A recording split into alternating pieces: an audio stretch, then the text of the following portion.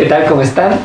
Pues el canal del filósofo ha regresado después de este tiempo sin poner ningún video. Nos da mucho gusto regresar con esta entrevista a Susana Hernández, que nos va a hablar sobre derechos de autor. Sé que no es un tema estrictamente filosófico, pero ya sé que están acostumbrados también a que suba temas de otro tipo. Al final la curiosidad filosófica implica un preguntar sobre todo. Entonces, bueno, le haremos preguntas fuertes sobre filosofía del derecho. Bien, vamos a hablar de derechos de autor, que es tu expertise, Susana. Muchas gracias por aceptar. Y bueno, pues me gustaría preguntarte qué es esto, ¿no? ¿Qué son los derechos de autor? Claro que sí, muchas gracias por la invitación, Ricardo. Y bueno, para la audiencia hacerlo un poco digerible, no vamos a irnos como algo tan técnico.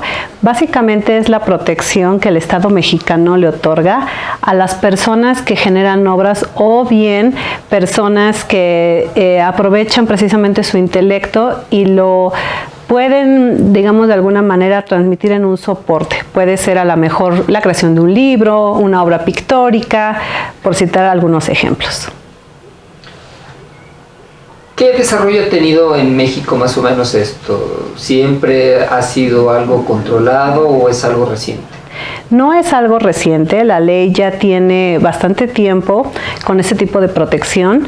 Sin embargo, yo creo que en la actualidad puede tener muchísimo más auge debido a que se ha desarrollado mucho la creatividad con el desarrollo de los medios de comunicación como es el internet, las redes sociales. Creo yo que es un buen de veras desarrollo también para los derechos de autor.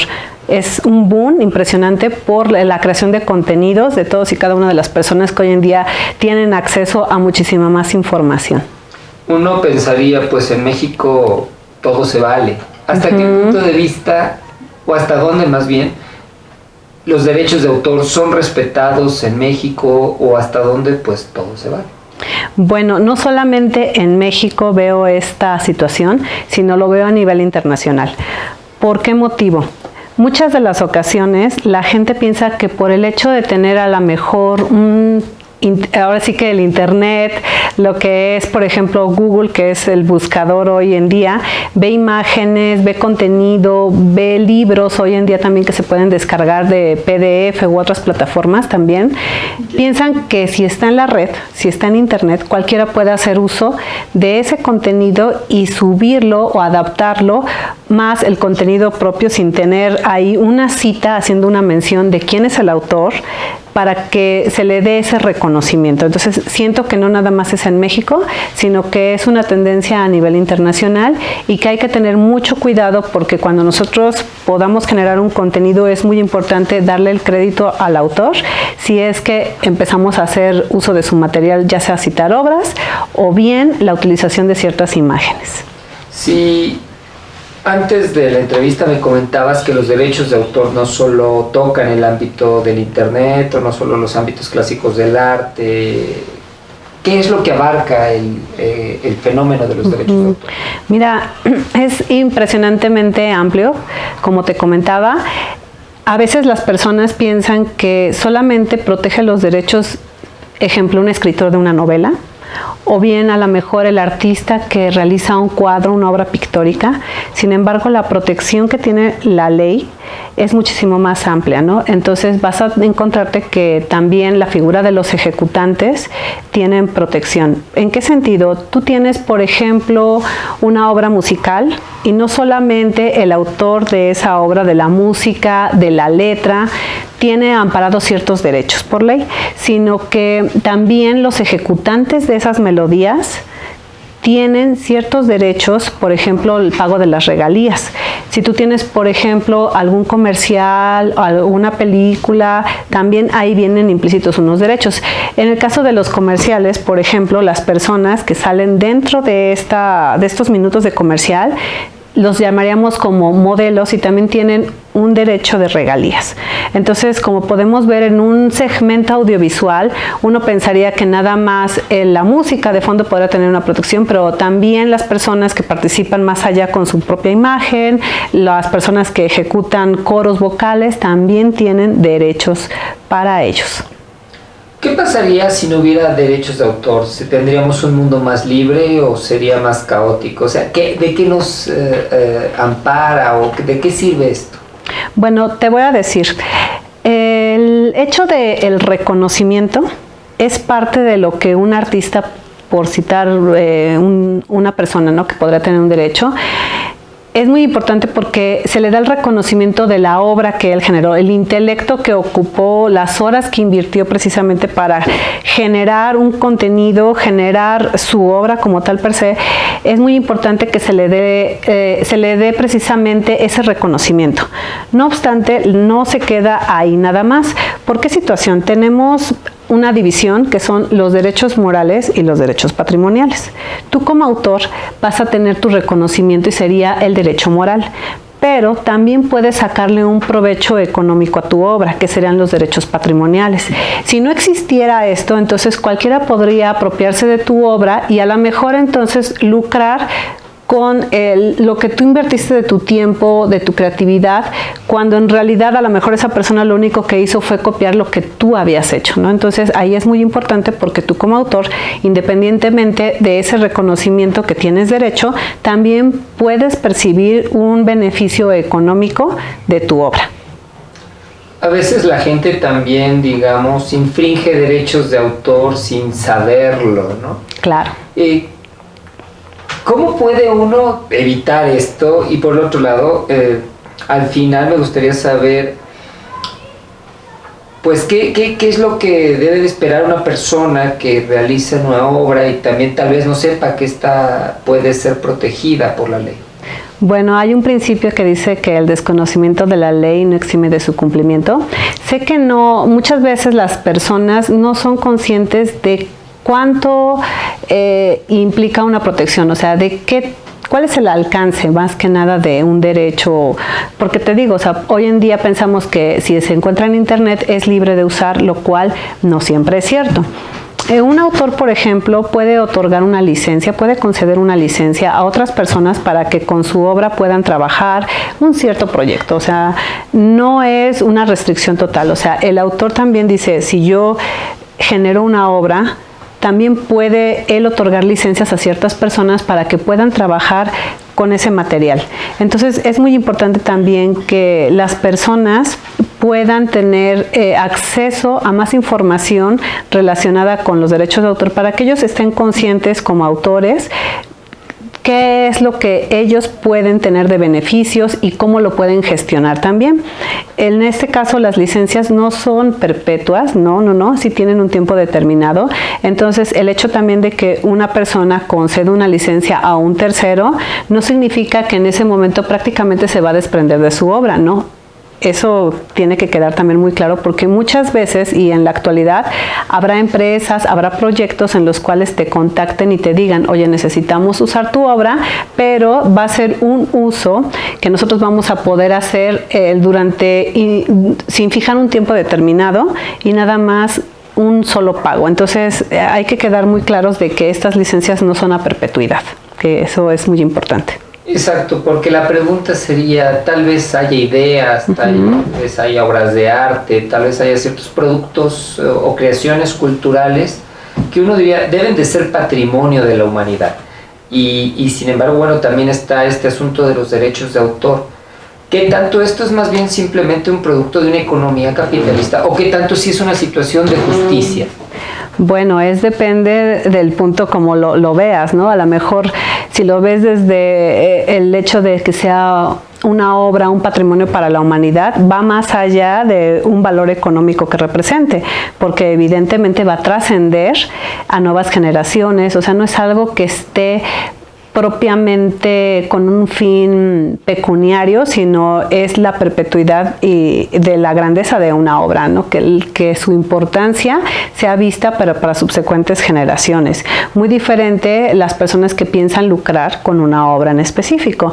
O sea, el derecho de autor, por ejemplo, tú que generas una obra, a lo mejor generas un libro, una revista o una imagen, algún contenido que pueda ser protegido, siempre el autor va a gozar de esta protección durante el lapso de toda su vida y hasta 100 años posteriores a su muerte. pasados todos estamos hablando de que es un periodo bastante largo, porque si consideramos cuánto puede vivir una persona y 100 años posteriores a su muerte, ya es cuando una obra, cuando va a pasar a dominio público. Pero estamos viendo que es un tiempo bastante amplio que tiene esa protección. Así que si nos está escuchando la familia de Chabelo, preste atención. Bueno, sí, y bueno, también quisiera saber respecto a este fenómeno de los derechos de autor, ¿a qué está obligado a cumplir el autor cuando genera una obra? ¿A qué está obligado el consumidor del producto de este autor? Si nos pudieras aclarar esto. Bueno, mira, el autor está protegido. O sea, básicamente el hecho de tener estos derechos es en beneficio del mismo autor. Las personas que consumen, en este caso, su obra, si quisieran hacer uso de esta misma, lo correcto sería que en el momento en que a lo mejor generaran su contenido, hicieran la cita. Primero, antes que nada, ¿por qué? Porque volvemos a la misma, ¿no? Es el reconocimiento del autor. Y también, ¿por qué situación? Para evitar lo que muchas veces conoce la gente como plagio, que no lo tenemos catalogado como tal un delito que se llame plagio, pero sí hay sanciones penales para las personas que precisamente violan algún derecho de autor, o sea que sí tienes una protección más allá. Entonces es muy importante que si uno quiere usar una obra pueda hacer la cita correspondiente. Y bueno, ya con eso estaremos también cuidando, porque haces una cita, pero tampoco puedes hacer una transcripción de la obra, que quede claro, ¿no? Porque entonces estaríamos diciendo que si tú tienes 50% de transcripción de una obra y 50% tuyo, no podemos pensar que realmente el contenido sea 100% tuyo, ¿no? Ahí sí tendríamos un problema con el autor, ¿no? Que no llegues a citar o que de plano transcribas mucha más información de la que tú puedas aportar como posible autor de un libro o otra obra. ¿Cuándo podemos considerar algo plagio y cuándo simplemente una especie de licencia creativa?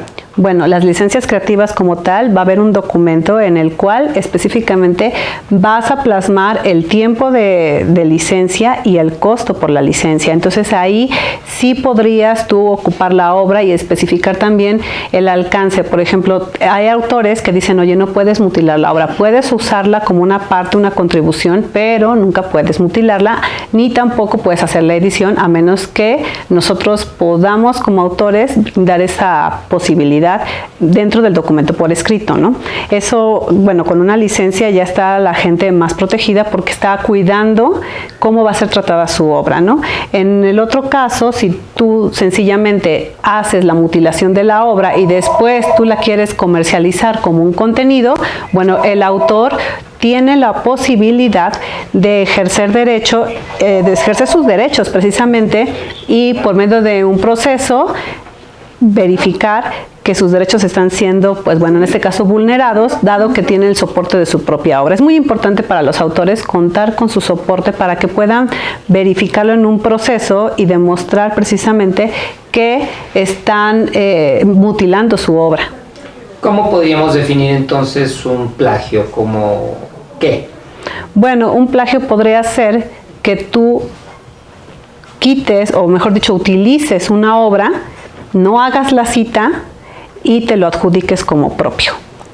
Pero entonces pues, te preguntaba, ¿no? Si había algo de positivo en el plagio. Yo creo que no hay algo de positivo, porque al final del día una persona invierte su tiempo y su creatividad para plasmar un concepto dentro de lo que podemos considerar una obra, y si la gente agarra, copia y entonces se lo atribuye, está vulnerando esa creatividad y también no estás generando creatividad, ¿no?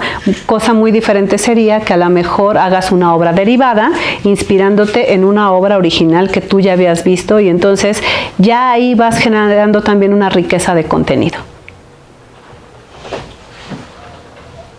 Bueno, también quisiera preguntarte si consideras, bueno, en este mundo que tú has visto de los derechos de autor, ¿qué tanto esto es útil? Por ejemplo, me habías platicado respecto a algunos casos varios, ¿no? Y de un comercial de canelitas.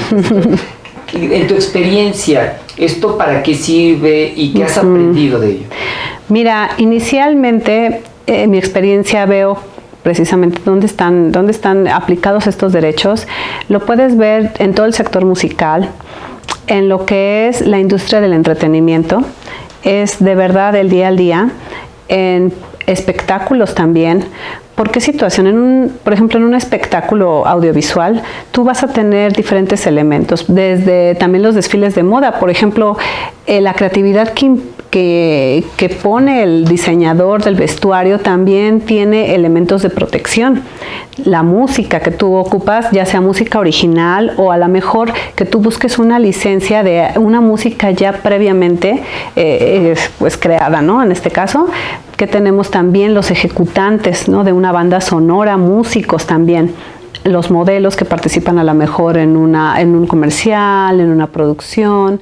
O sea, el campo y el espectro es muy amplio, más allá de lo que a lo mejor las personas lo pueden a lo mejor palpar, ¿no? No solamente son libros, no solamente son discos, sino son todos estos componentes de creatividad que tienen las personas. La fotografía misma también tiene su propia protección, ¿no? Entonces, en el medio editorial, esto también de veras que es el día al día, tanto de libros de texto, por ejemplo, las licitaciones de libros de texto que el gobierno genera precisamente y concede también a diferentes grupos editoriales. Los grupos editoriales tienen que ponerse en contacto con los autores y muchos de estos libros también tienen fotografías, ilustraciones y también ahí entra el derecho de autor. De acuerdo, o sea, es un campo muy amplio, ¿no? Tú puedes ver, por ejemplo, el mundo editorial, el mundo musical, el mundo del espectáculo, el entretenimiento, es amplísimo.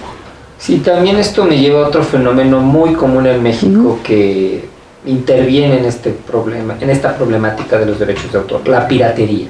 Claro. ¿Cómo podríamos entender la piratería, por ejemplo, a diferencia del plagio, y qué efecto, qué impacto genera en el mundo de la creación? Claro, mira, la piratería básicamente creo que sí tiene que ver con los derechos de autor, pero también con el derecho de marcas, con la propiedad industrial, ¿sabes? ¿Por qué? Porque grupos se ven beneficiados por el hecho de hacer una copia y no entregar realmente, imagínate, ese dinero que podría llegar a manos de los autores, a los empresarios, no llega. Y la gente invierte mucho para poder hacer un producto, para poderle dar una imagen, para poderle dar elementos que puedan competir, ¿no? Realmente con otros productos que sean de la misma naturaleza, ¿no? Con productos y o servicios, pero en este caso con productos, ¿no? Entonces, esta industria evidentemente lacera no nada más a los autores, sino a las personas que son empresarias y que invierten precisamente en un concepto, ¿no? No solamente queda aislado para los puros autores. Por último, me gustaría preguntarte qué futuro ves a este asunto de los derechos de autor. Claro, con esta grande gama de medios de comunicación hoy en día, realmente creo que sí tiene un futuro muy amplio porque así podemos evitar que realmente la gente copie algo y tal cual se vea beneficiado por un producto que realmente él no puso nada, ¿no? Entonces, sí es muy importante que las personas se puedan informar, que a lo mejor existan más talleres relacionados con los derechos de autor. ¿Para qué? Para que los generadores de contenido, las agencias de medios, también otro tipo de agencias de marketing, puedan precisamente tener nociones de lo que es los derechos de autor, de ver, por ejemplo, el impacto que tiene que tú transgredas alguno de estos derechos y que sí hay elementos para que los autores puedan protegerse, incluso hasta en procesos que impliquen el sancionamiento precisamente de carácter penal y todo esto. O sea, sí necesita haber una cultura de difusión como tal. Sí considero importante que existan más talleres, más cápsulas y que las personas puedan enterarse de la existencia y ver hasta dónde llega el alcance de estos derechos. Necesitamos pugnar entonces por una cultura de los derechos de autor en nuestro país. Exactamente. Pues muchísimas gracias. No, al contrario.